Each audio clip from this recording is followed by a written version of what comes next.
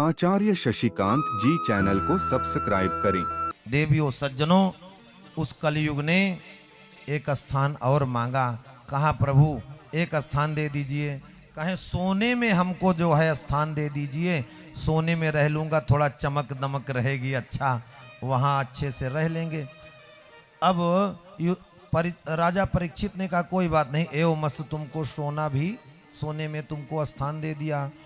अब एक बात आपको समझ में नहीं आएगी कि उधर भगवान स्वयं कहते हैं 11 स्कंध के इसी श्रीमद् भागवत जी के 11वें स्कंध के महिमा जी, आपका ध्यान कहीं और है पक्का।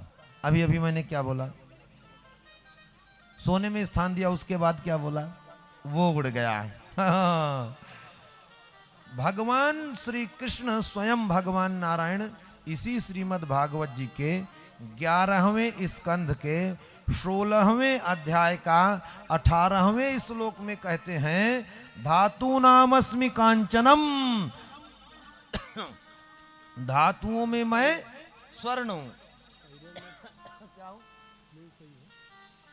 धातुओं में मैं स्वर्ण हूं।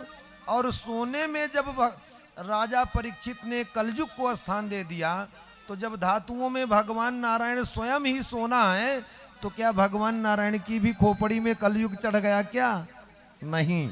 अब समझिए, जो स्वर्ण अधर्म के माध्यम से अर्जित किया जाए, अ से अधर्म और अ से अर्जित करना, जो स्वर्ण अधर्म से अर्जित किया जाता है उसमें कलयुग का वास होता है।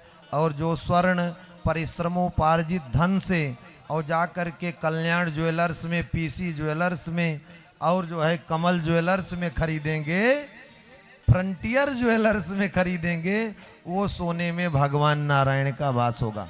परिश्रम से, परिश्रम के द्वारा उपार्जित धन के माध्यम से जो स्वर्ण खरीदा जाए उसमें नारायण का ही वास होता है।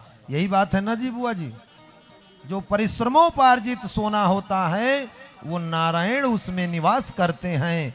जो अधर्मोपार्जित सोना होता है उसमें कलयुग का ही वास होता है। बोले वृंदावन बिहारी लाल की जय। जय हो प्रभु नारायण, कृपा करिए। अब हुआ क्या, इधर कलयुग का वास सोने में हो गया,